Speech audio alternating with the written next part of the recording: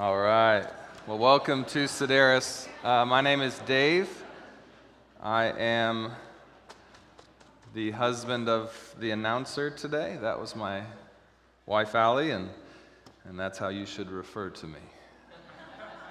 Allie's husband. And so they've asked me and allowed me to come up here and share a message from the Word of God today. So if you have a copy of the Scriptures, would you turn to Psalm 39. If you don't have a Bible with you, you could either look it up on your phone or there's some black Bibles in the seat back in front of you. And if you do grab that particular Bible, we'll be on page 592.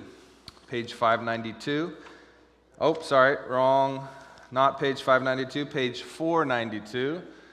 I think there's something about sailing the ocean blue. Okay, page 1492, I think it is. Okay, 492.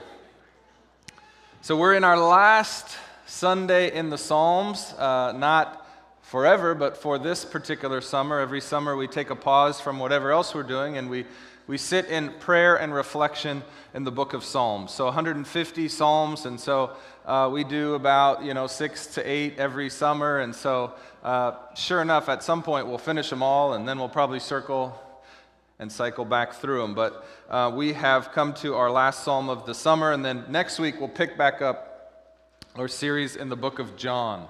So we're in the Gospel of John, and we're in chapter 7, and so we'll keep walking through that book of the Bible, verse by verse, which is a beautiful picture of the life and teaching, the death, the resurrection of Jesus Christ, our Lord and Savior. And so get excited about that.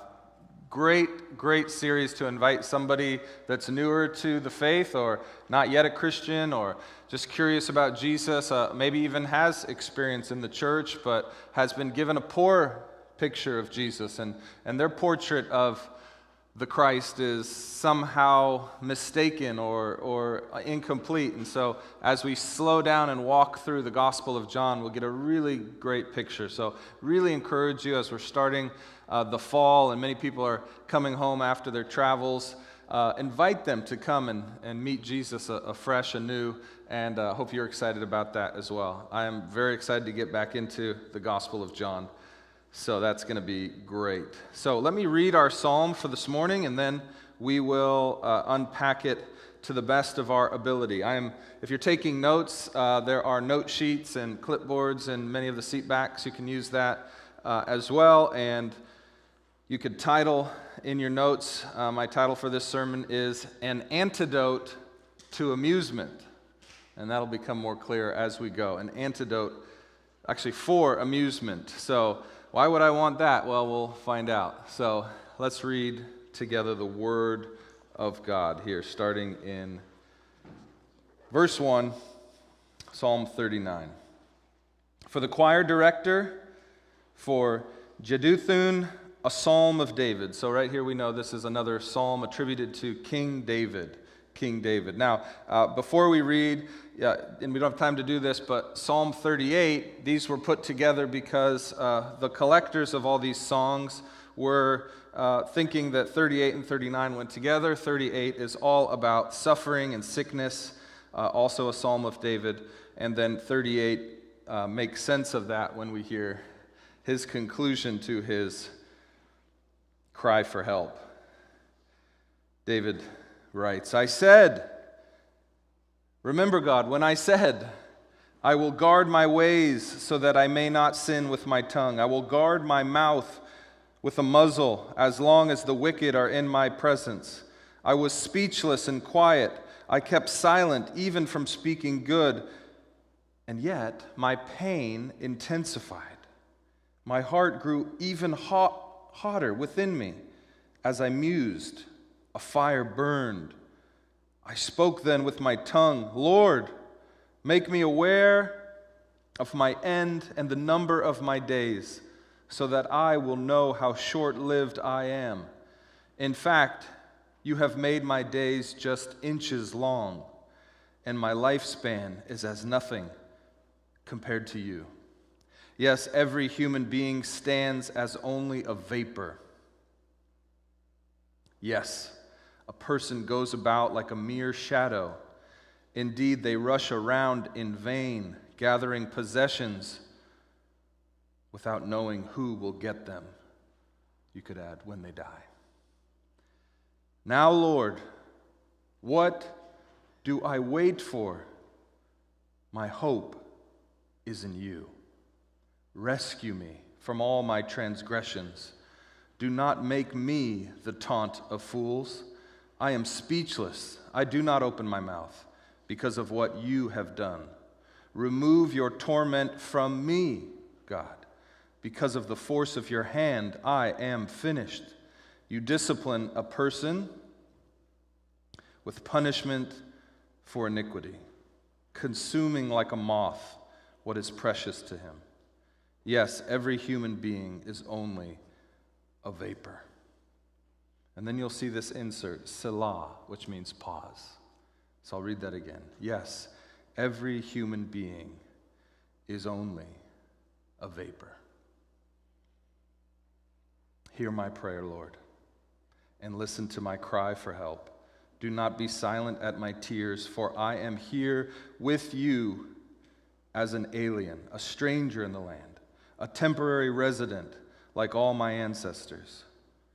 Turn your angry gaze from me so that I may be cheered up before I die and am gone.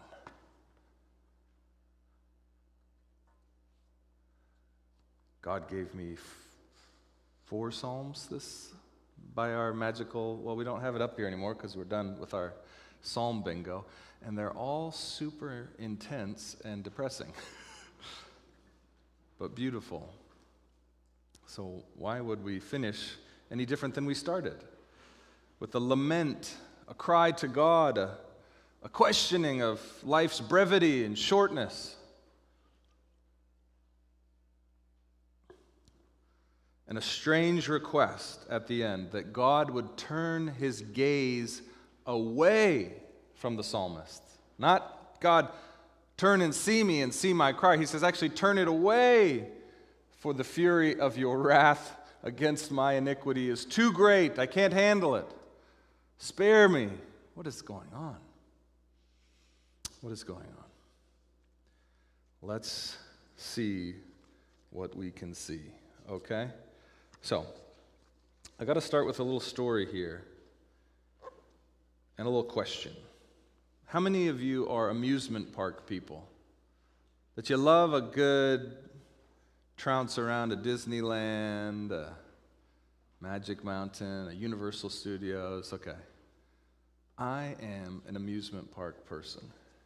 And so for my 41st birthday, I bought tickets to Wild Waves for me and my family. Some of you may say, unhygienic, Dave. I say, get over it. Okay, so we went to Wild Waves last Monday for my birthday, and it was a lot of fun. Turns out my boys are also, it's genetic, amusement park people. And man, we got every ounce of riding and sliding out of our day in the park.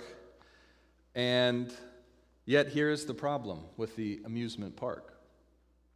The day always ends, right? And like as soon as it ends, the sadness kicks in. No. When will we ever get back? So the solution to the sadness that kicks in for the amusement park people is pay the extra $15 and get the season pass, which is what I did.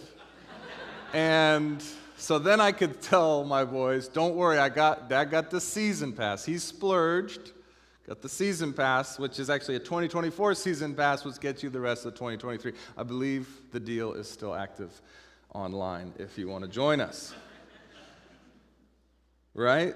But that's how they get you, because they know the sadness kicks in when you spend a day amusing yourself, when the troubles feel far away, and you're living in that zone of thrill. And so they get you if just $15 more. Now, there's a good chance I'll lose the passes I'll forget that I have them. The same thing happened to me with the aquarium. A year later, I haven't gone back. But this is the problem with all amusement. It always ends. And so the only solution is to get back on the roller coaster, find something else to keep you thrilled up. And here's my claim for today, that modern American life has become a 24/7 amusement park. True or not true? Every second of every day is caught up in trying to keep you thrilled up, amused up, cheered up. And yet the sadness always kicks in right at the end of each and every ride. So we got to have more of it. It's got to be 24/7. It's got to be instant access. We can't wait for that movie to come out. We got to be able to see it tonight after the last one we watched.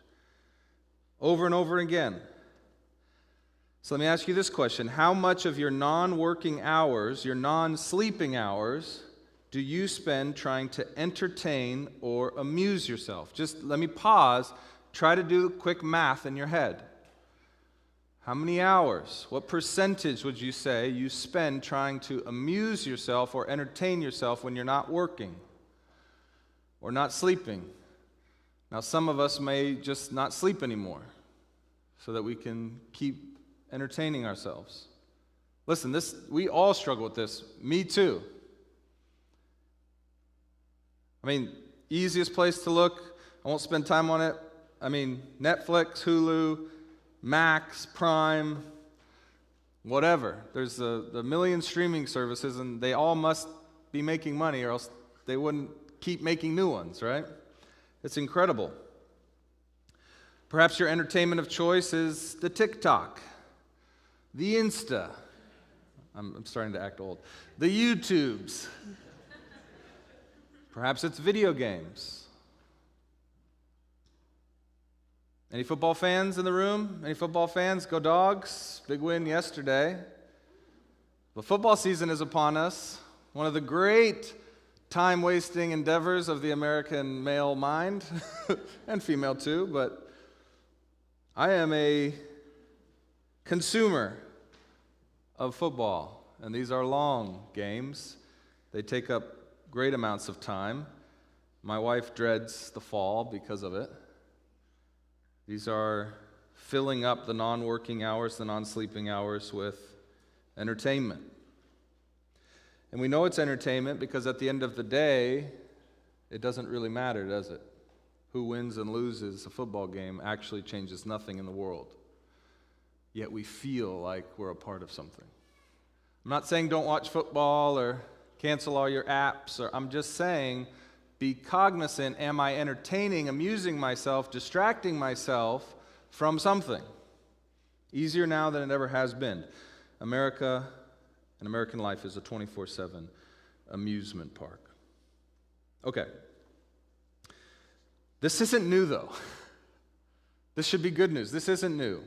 One of my favorite authors, Blaise Pascal, a scientist of the 16th century, living in France, hanging out with the aristocracy of France, one of the most leisurely groups. We're talking about Louis XVI, those kind of folk who think that cake is, available to all. These are the kind of people he'd hang out with, and he saw the same dynamic happening. Because the more money you have, the more hours you tend to need to fill and distract yourself. So he is famous. One of the things he loved to write about was what he called diversion. So I'll read you one quote from him. This is a Blaise Pascal quote. Let's see if we can throw that up here. This is him talking about the distraction of honor. And this is interesting because he talks about honor and how our desire to care for our own honor can even be a distraction, a way to fill up the time. So he said this: from childhood on, men are made responsible for the care of their honor, their property, their friends, and even of the property and honor of their friends. They are burdened with duties, language training, and exercises, and given to understand that they can never be happy unless their health, their honor, their fortune, and those of their friends are in good shape, and that it needs only one thing to go wrong to make them unhappy. So they are given responsibilities and duties which harass them from the first moment of each day. And you will say, that is an odd way to make them happy. What better means could one devise to make them unhappy? What could one do? You would only have to take away all their cares, and then they would see themselves and think about what they are, and where they come from, and where they are going. That is why men cannot be too much occupied and distracted. And that is why, when they have been given so many things to do, if they have some time off, they are advised to spend it on diversion and sport, and always to keep themselves occupied. And then he finishes this with this very difficult to translate into English from the French quote. He says, how hollow or vacuumous, Pascal was the scientist that came up with the idea of the vacuum, and something always fills the void. So how hollow and full of trash is the heart of man. It's nothing new under the sun. Our distraction, amusement, entertainment, tactics may have changed over the years, but not really. The heart is still the same. When we feel the void, when we feel the vacuous nature and the emptiness of our answers for the biggest questions, we seek to fill them, Pascal says, with trash. Because I can't stand the hollow feeling, the not knowing. Just gets me. Same for Pascal in his day as it is for us today. So we have to think outside the box, because anything and everything can become a diversion or a distraction or an amusement or an entertainment. Anything, absolutely anything. And many of these things are good. So I'm not saying these things are inherently bad or evil. Pascal makes a distinction. He says none of these things are ontological diversions. So a football is not in its nature, ontologically, that's what ontological means. In its nature, the very essence of it, it's not a distraction, but it's functionally a diversion or distraction. So it's used as, it functions for many people as a distraction. So you could fill in anything with that. So I was trying to think outside the box. What are some of the really unique diversions, amusements, entertainments that we have today that maybe we don't naturally see? One thought I had is, don't get nervous. If this is you, this is the dating app. I didn't have it in my dating times. Praise God. I don't know what I'd do. The distraction, the diversion, the options, the opportunities. What else could be out there? I'm not saying dating apps are wrong. In fact, many of you have met and I've done weddings, so I'm happy about that. But you have to know why you're using the dating app. You have to be honest with your own heart. Why are you using it? Do you know deep down that you're using it not in order that you might find and give yourself to someone to love, to someone to care for, to find your wife or your husband? Do you know deep down that's not why you're using it, but you're using it to fill the Friday nights, the Saturday nights, to fill the void, to keep yourself entertained? Do you know deep down that you're not really giving that girl a chance when you take her on that first date? And if you are, you're just doing what Pascal says. You are entertaining yourself. So be honest. The great Theodore Tolstoy, the author, Russian author of Pride and Prejudice, the Brothers Karamazov, amongst other things, wrote this in his book, The Confessions. He wrote this about how even something as good as marriage and children can be used as a distraction from the reality of life. He wrote this: think we've got that up for you as well. Yes, Tolstoy wrote, "The new circumstances of a happy family life completely diverted me from any search for the overall meaning of life." He's talking, this is Tolstoy talking, how when he got married, this happened to him. If you know anything about Tolstoy, this should really make you wake up. He says, "For me, it diverted me from any search for the overall meaning of life. At that time, my whole life was focused on my family, my wife, my children, and thus on a concern for improving our way of life." There's a distraction. Now, of course, marriage and kids are amazing. We just talked about what a blessing they are, what a gift from God. But yet they can be used by you, if you're not careful, as a diversion from searching out and living in the reality of the overall meaning of life. In fact, sometimes the greatest responsibilities can become the greatest distractions. In fact, not only the greatest responsibilities, but even lots and lots of little responsibilities added up. So sometimes what we do is we make all sorts of little problems for ourselves, and we add up all those little problems, and we focus on them, and then we think about them, and we obsess over them in order to distract us from the really big problem, which the psalmist talks about. That my days are only inches long, that death is around the corner for each and every one of us, that I somehow have to come to terms with who I am as a human being, a creature, with the ability to conceive of a maker and a creator and to explore the universe, and what does that mean and how does that guide? And I don't like to think about those things. They could be overwhelming, so I add up little problems or big problems or little responsibilities or big responsibilities or entertainments or whatever it is to distract myself in the 24/7 amusement park of life. So, what is distracting you? What is your amusement of choice? I am a great lover of the game of golf. Perhaps you are a lover of the game of cricket. And I thought, how interesting that these are the fancies of the rich. Because the longer they are, the more they distract. So I have to be honest with that. 18 holes, why not 9? I don't understand it. Cricket games can last up to 5 days. The British love cricket, so it's okay to go after them. How are these games invented? It's by those with much time to kill, much distraction to be had.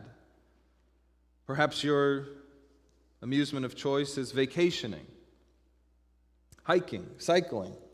These can all be forms of pure entertainment if done so as with the primary goal of just filling the weekend or filling up your time or distracting yourself from other things. And again, these things, leisure, rest, sport, storytelling, all of these things are good in and of themselves, but can be used in an unhealthy way. And no one, and I mean no one, was better at amusement than a man named Solomon, who became king of Israel, who was in fact the son of King David, who wrote Psalm 39. Now some of you may be, I know where he's going with this, but who was Solomon? The richest, the wisest, the most powerful, in a worldly sense, of the kings of Israel. He was living in BC 960 to 930 about, or 920 about, so about a 40-year reign.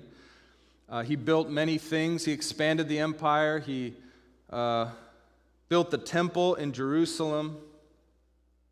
And in fact, I just thought of this as I was thinking of Solomon. For him, building projects became a great distraction and a great source of his time and energies. And probably, of course, the temple, I believe, ended up being a good thing, but perhaps many of his other building projects became just forms of entertainment or diversion For what do you do when you amass much wealth? I guess we must build many things. Nothing new under the sun, right? Just look at the cranes in downtown. Not only did he build many buildings, he also built many problems for himself, for he was a notorious womanizer. Many wives, many concubines, hundreds upon hundreds, they reported. Food and wine in abundance, parties at the palace. King Solomon was a restless soul, filling his life with amusements, entertainment, and diversions in many forms. Perhaps because he was running from something. So why do I bring up Solomon, the son of King David? Well, there is another book in the Bible, in the wisdom literature, the book of Ecclesiastes. There's 3 books known as the 3 wisdom books. There's Proverbs, which is sort of a positive view of if you live your life based on good wisdom, good things will happen. But then there's Ecclesiastes, that's a little bit more honest view of even if you follow good wisdom, we can't quite understand how life will turn out, and sometimes it just seems to all be vapor. And then there is that word, vapor. Vapor. Did you see that word anywhere else? Did you see it in Psalm 39? Let's look at it again. Look at verse 5, verse 6, and verse 11. So in a 13-verse song, we have vapor, which is the Hebrew word hevel, 3 times. 3 times. We are only as a vapor, the human being, King David says. Indeed, we rush around in vain, he says. That word vain is also hevel, a vapor. And then in verse 11, we see it one more time. Every human being is only hevel, a vapor. Okay. So you guys know I like to bring songs into my sermons, right? I've done it a couple times this summer. I didn't just learn that. Guess where it came from? My father. We have a little game we play in our family where every time my father quotes a song or references a song, we have to, take a sip of the wine. And we have to be careful because he's quoting dozens of songs every dinner. Why do I say that? I say that to say kids listen to their dads. Whether they know it or not, they become like their dad in one way or another.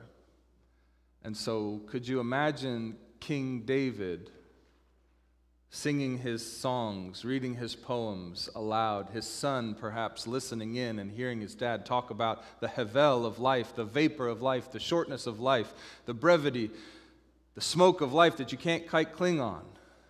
And as he chases and runs away from that idea his whole life and he builds up this elaborate system of entertainment, all he can do when he gets to the end of his life is realize perhaps Dad was right, life is but a vapor. And if the scholars, most of them are right, we don't know for sure who wrote Ecclesiastes, but many and most think it's King Solomon. He's the teacher of Ecclesiastes. If that's true, it wouldn't surprise you that 38 times the author of Ecclesiastes uses the word hevel, vapor, like father, like son. He too has realized that this life, though we want to control it and hold on to it, it's not something that we can control or hold on to. And so there is this inescapable link between Psalm 39 and Ecclesiastes. The same themes come about. Famously, as the CSB translation has it, the second verse of Ecclesiastes says, Absolutely futile, says the teacher. Absolutely futile. Everything is futile, which is Havel, says the teacher. Havel, everything is Havel. You've maybe heard it translated as meaningless or vanity. Vanity, says the teacher. Vanity, everything is vanity. So this word Havel, I think, is more properly translated both in our psalm and in Ecclesiastes as vapor, or this idea of breath, or this idea of smoke, or this idea of the enigma of life, that you just can't quite grasp it. You don't quite know what's going on. And so this great and haunting theme is recaptured in Ecclesiastes. Perhaps the son finally realizing the father is right. So I wanted to show you a Bible Project video that gives you, in 6 minutes, all of Ecclesiastes, because Ecclesiastes is very difficult to understand, so I hope some of you might even go read Ecclesiastes after this, but I want you to see it explained, or else it could crush you. Like it could crush you, because it's so honest. And so I'm going to show this video, and if you don't know about the Bible Project, they have hundreds of these little videos that help you understand a book of the Bible, or a theme of the Bible, or a word in the Bible, in a short, animated, well-narrated expression so that you can really get what's going on. And if you watch that before you read the book of the Bible, I think it'll help unlock the Bible. So I want to show this video in part because I want you to know about the Bible Project. So we're going to show this video, watch it, and then I'll be back up.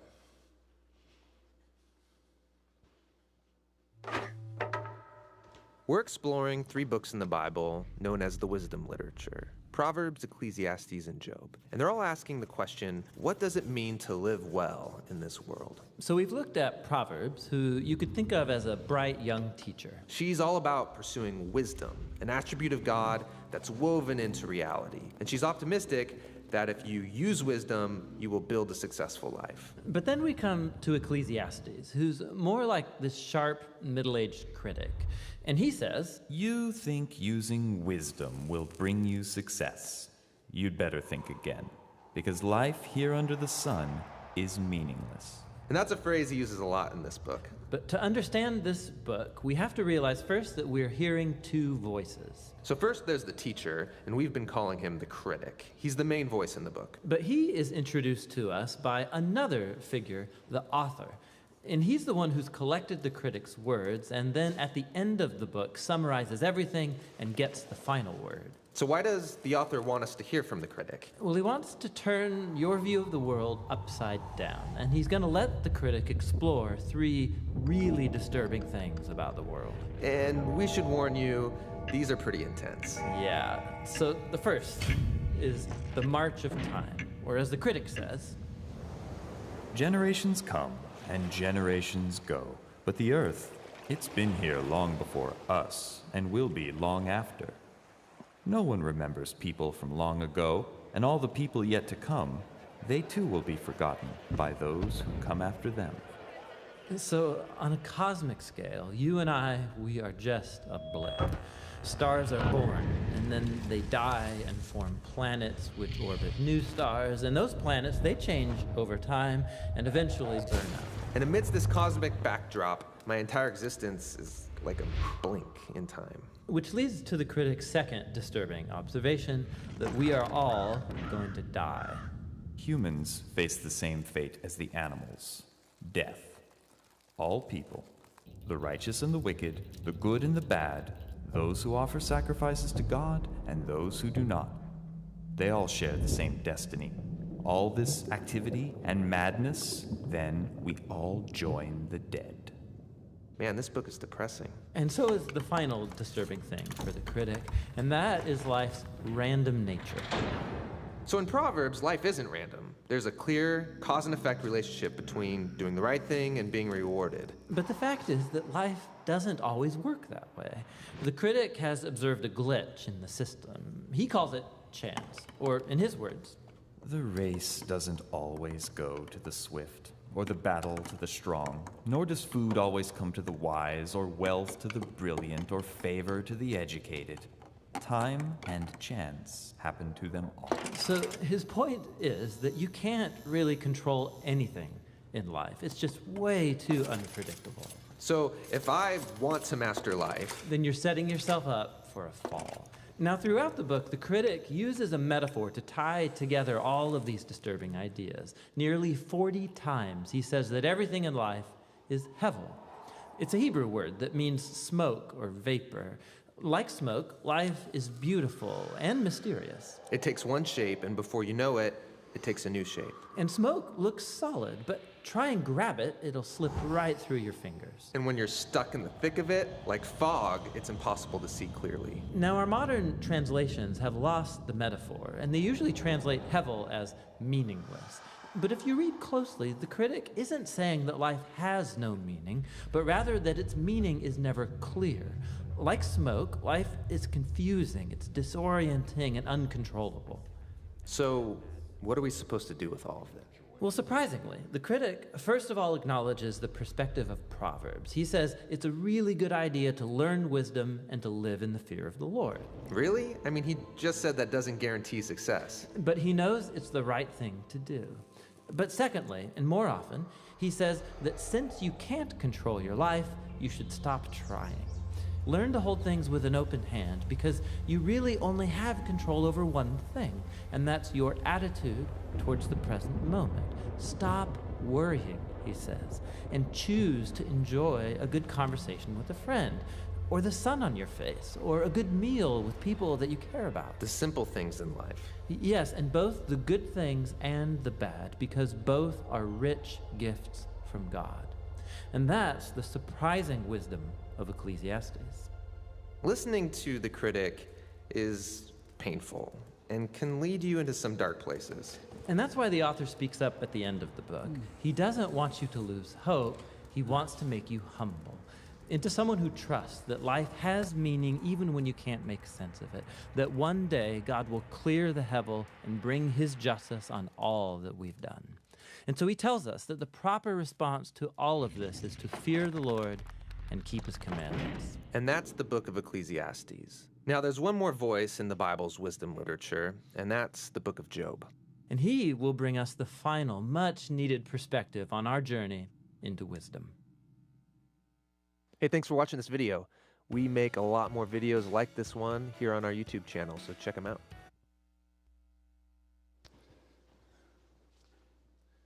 So check them out. They are based out of Portland, Oregon, so they're good Pacific Northwesterners like us who love the Bible, love the gospel, and have made it accessible. So, hevel. And they bring up an interesting point that they say when you read, and if you haven't read the book of Job, this could also lead you into depression. But when you read some of the wisdom about our lack of control, our lack of, even if we do the right thing, we might not always get the result we want, it could lead us into depression or even nihilism. So we'll talk about in a second why this psalm and Ecclesiastes aren't nihilistic. They don't lead us to utter meaninglessness and purposelessness and we have nowhere to turn or it doesn't matter, and so why try? It actually leads us somewhere else, and so we'll see that in a second. But before we do that, I want to ask the question, why is Psalm 39 so important? And you could add Ecclesiastes to that as well. Why are these books that are, some of us might say, way too honest, why are they so important? Well, they're important because they're startlingly honest. And so the question I want to ask is, why isn't the world telling us this? Why does the world try to keep from us thinking about the brevity or the shortness of life? Why does the world not want us to think about death, the ubiquitousness of death, that death has a perfect win count, 100%. Those who have lived have died. Why doesn't the world want us to think of these things? Why doesn't the world want us to think about the reality of eternity in light of the shortness of this life? Well, I think there's A couple reasons. First, thinking of these things spoils much of the world's fun. And the world doesn't like that. It also makes us much harder to manipulate. If you know that life is eternal, you might just make decisions about how to use your time and your money and even sacrifice for someone, knowing that this life is not all the life there is to live, and so it becomes harder to manipulate. Another answer is that the flesh is unable to think about eternal matters. Do you remember back in our series in 1 Corinthians? We talked about this. We've got a quote here from 1 Corinthians. You can go back and listen to a full sermon on this passage. But 1 Corinthians talks about the flesh, and when it talks about the flesh, it means the part of us that is just natural or uninformed by the spiritual, or by the Spirit of God in particular.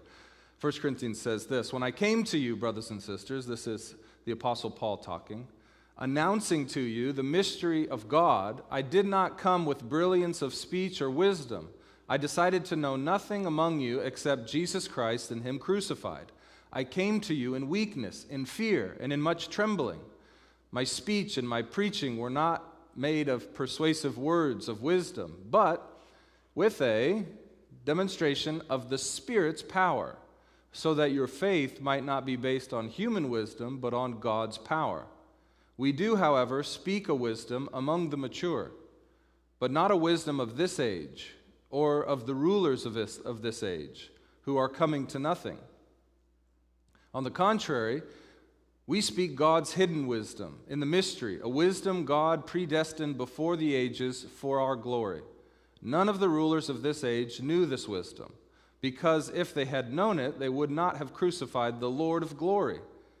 But it is written, what no eye has seen and no ear has heard, and no human heart has conceived, God has prepared these things for those who love Him. Now God has revealed these things to us by the Spirit, since the Spirit searches everything, even the depths of God. For who knows a person's thoughts except his spirit within him? In the same way, no one knows the thoughts of God except the Spirit of God.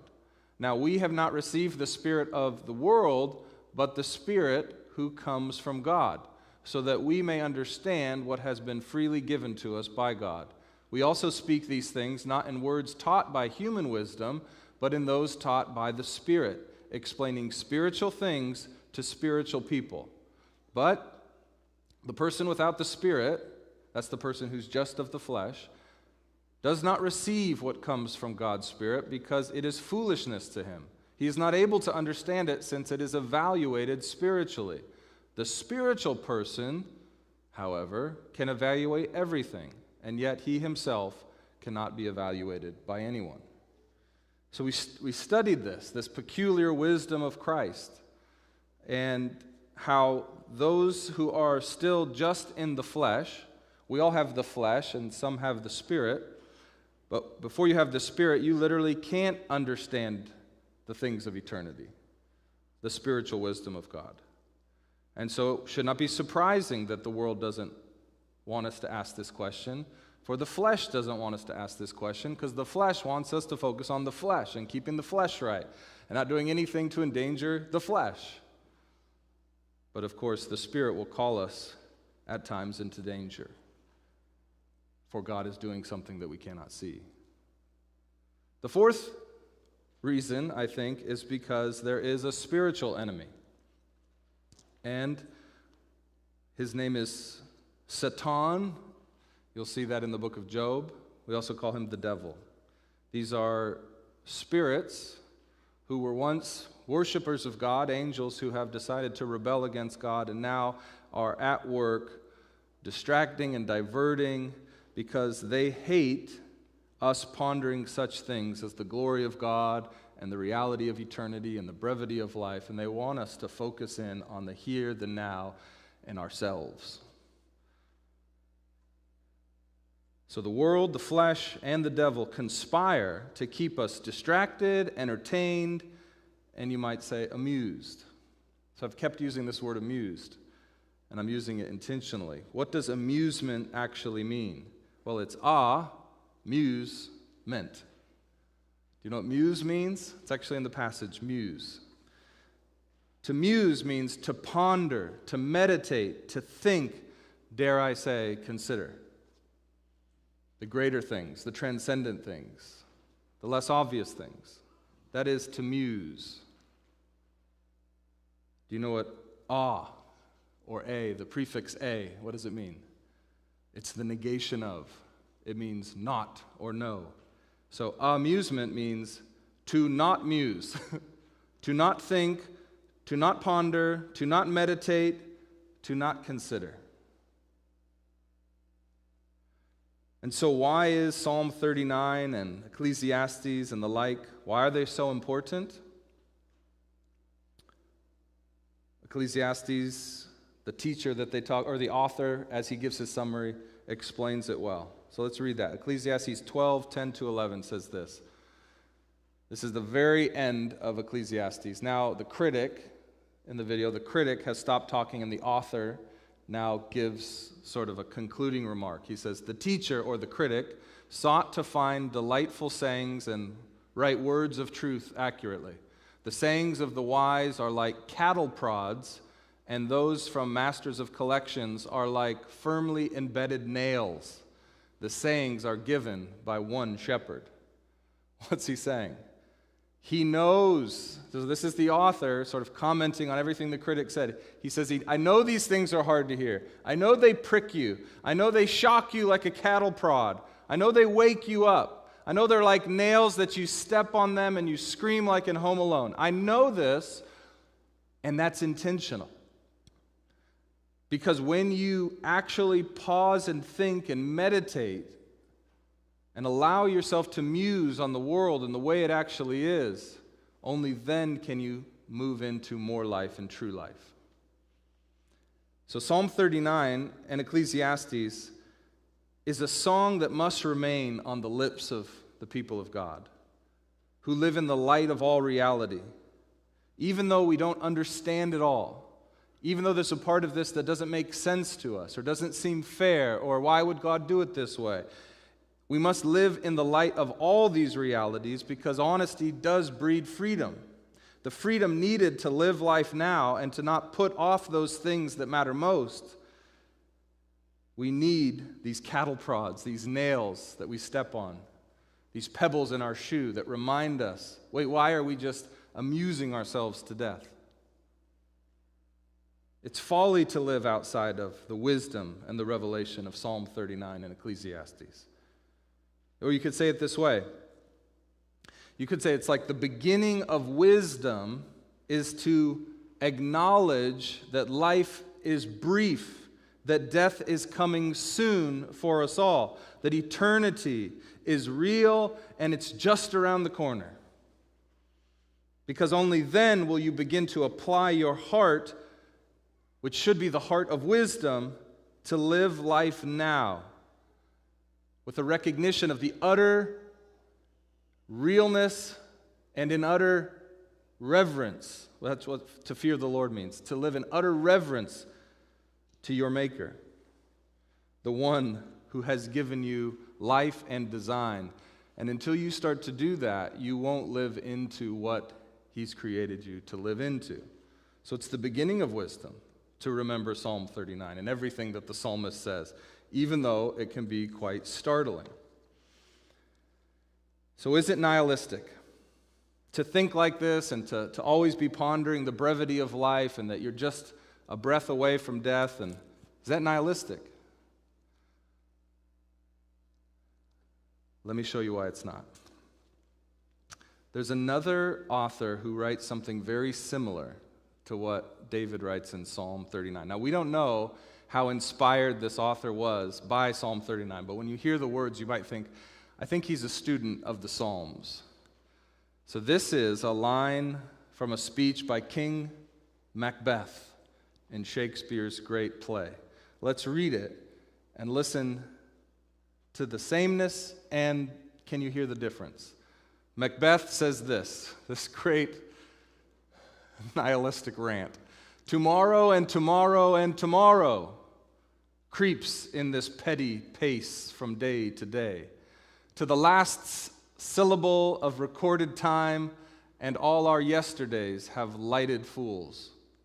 The way to dusty death, out, out, brief candle.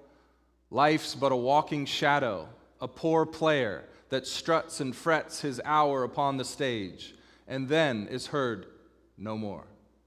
It is a tale told by an idiot, full of sound and fury, signifying nothing.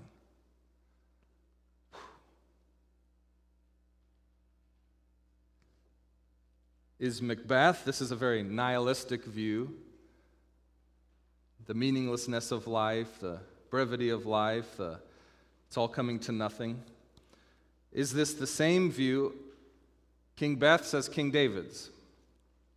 I don't think so.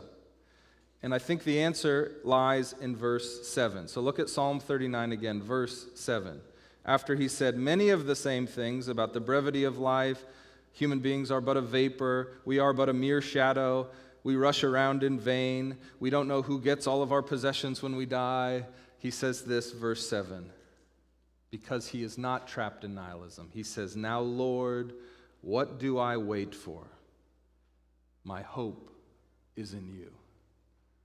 This isn't hopelessness. This is honesty infused with hope. Because David knows that God is a kind of God who keeps his promises. That he's a kind of God that never gives up on those he has called to himself.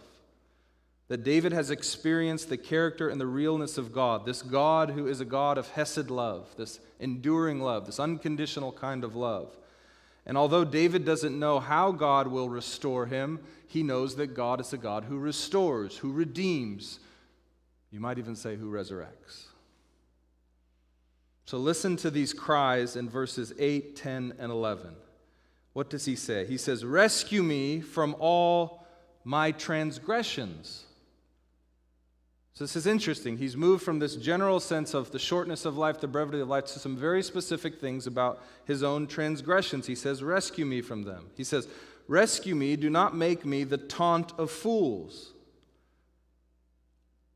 So David knows that he has sinned against a holy God, and he even knows that there are folks who know that he's sinned that taunt him because of it and say, why are you so sick and downcast and close to death? It must be because of your sin. So David doesn't deny. He lives in the honesty of his own sin. He says, yes, I've sinned, God, but rescue me from my transgression, from my sin, and from the taunt of fools. Then in verse 10 he says, please God, remove your torment from me. Because of the force of your hand I am finished. He knows that the wrath of God will finish him. He knows that God's promise in Genesis chapter 2 that if you sin against me and rebel against me and do not keep my righteous way, that death will come and you will be finished. He gets that and he says, rescue me and remove the torment. The feeling of my consequence for my sin is tormenting me. So David here, you might say, feels the weight of guilt and shame weighing on him. It's burning into him. You hear the language of burning early in the psalm. He's saying, I know that I've sinned against you. I feel that guilt, that shame of rebellion. And no matter what, that never goes away for the human being. I mean, we try to take it away by technologies. We try to take the consequence of sin away. We try to erase them through psychological tricks. But at the end of the day, everyone knows that in some weird sense, they've sinned against someone, and someone much more holy and eternal than they. Why is that? David knows that. He's tormented by his guilt and his shame. Now, verse 11. He says, you discipline a person. I want you to circle a person with punishment for iniquity, consuming them like a moth. You discipline a person with punishment for iniquity. So David is saying, I know I'm a sinner. I feel the weight of guilt and shame, and I feel the consequences that are pregnant in my sin, and I feel it, and I know it's bringing me to an end, and I know that a person must be punished for iniquity. I know all this, God. And yet I still cry out to you, verse 13, turn your angry gaze from me so that I may be cheered up before I die and am gone. So he's not denying that he will die and be gone, but he's saying between now and then, could you turn your gaze away from me so that I might live life now cheered up to your goodness and the good gifts you've given me rather than the weight of guilt and sin and the consequences of my transgression. I don't know how you're going to do that, God, but can you turn away your gaze from me and put it somewhere else? Ladies and gentlemen, this is a great cry for the gospel of Jesus Christ. God did exactly this for each and every one of us. He turned his gaze from us, the burning gaze of the holiness of God that will consume us like a moth for our real transgression and sin. It will make an end to us. And God, in his grace and mercy, turned his gaze, looked away from us, and where did he look? He looked upon his Son, Jesus Christ. He turned his gaze on himself.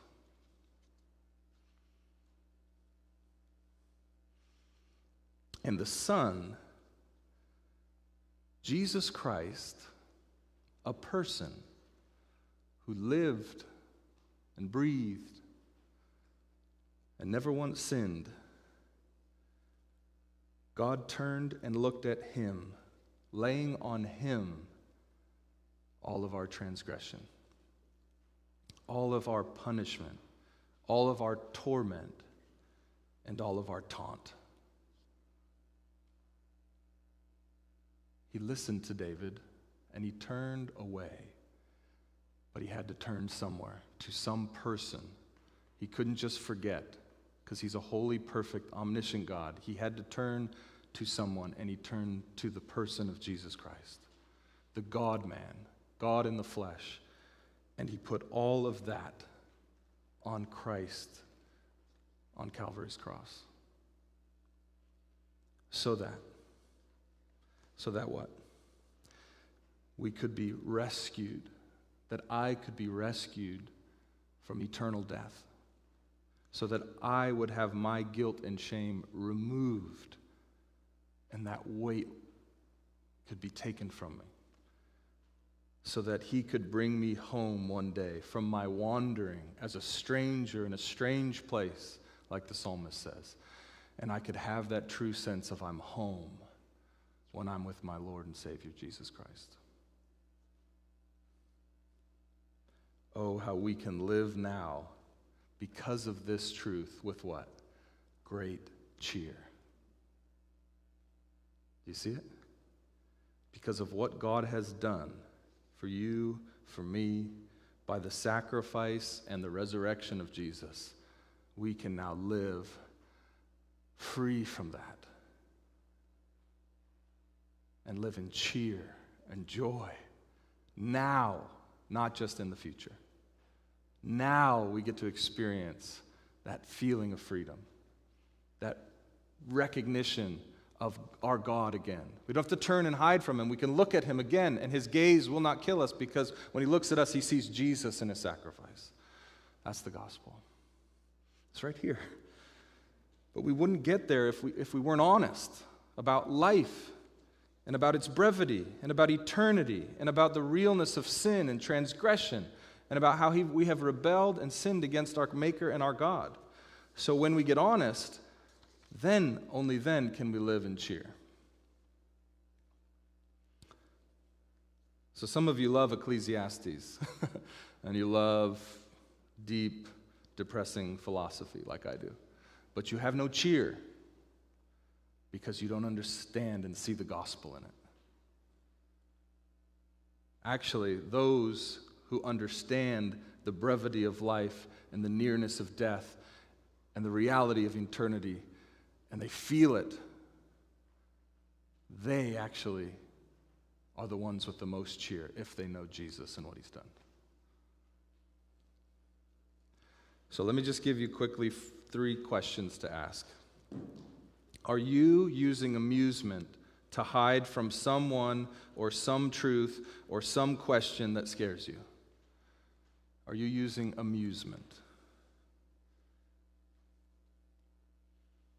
Just like Pascal warns. I've got one more Pascal quote. I got to share it because I love Pascal. Pascal talks about the abyss. First he says, being unable to cure death, wretchedness, and ignorance, men have decided, in order to be happy, not to think about such things. And then later in another thought, he says, we run heedlessly into the abyss, that's death, into the abyss, after putting something in front of us to stop us from seeing it. So there's a cliff over there, there's an abyss over there, and we're running towards it because we've got some phone or book or amusement in front of us. And he's writing this hundreds of years ago. Are you running? Are you hiding from some thought? Don't do it. The truths of Ecclesiastes and Psalm 19 will not crush you because they crush Jesus instead. You can look at them right in the face and it will bring cheer. Second question. Are you spending enough time in graveyards? I was reading this passage with my wife, Allie, and she said, Dave, you got to tell them about the graveyards. I said, what do you mean? She says, when I was doing college ministry, I was given a task, and the task went like this. I want you to give a short devotional talk about life and death, and oh yeah, by the way, you're going to be giving that talk to a bunch of interns while standing in a graveyard. And she said, okay, that sounds intense. Yes, it's intense. And so she told me I said, well, what did you talk about? And she said, when I got there, this wasn't what I was planning to talk about. When I got there, what struck me about each of these tombstones was the dash. Born here, died here. What's in the middle? The dash. Your life is a dash, she said. What are you going to do with your dash? What's your dash going to be all about? We all get a dash. Very short line. What are you going to do with it? Who are you going to give your dash in service of? My wife is very profound, if you don't know that. Psalm 19, Ecclesiastes, they're tough medicine. They don't always go down easy, but they help. They cure us from a life lived pursuing amusement and entertainment alone. And they just might lead to a very meaningful dash that you're proud of, that makes God smile. What's your dash? Third, do you know that life, that its brevity, that death's ubiquitousness, the closeness of eternity, that you're not in control, that these are actually freeing truths? Think about this. Do you know that they're freeing truths? They're freeing truths because they tell you not that you have no agency, because you do have agency. You have the agency of your dash. But they tell you that you're not in control, and so that you can live free from trying to control the results, or the longevity, or your legacy, or the meaning. God controls all of that.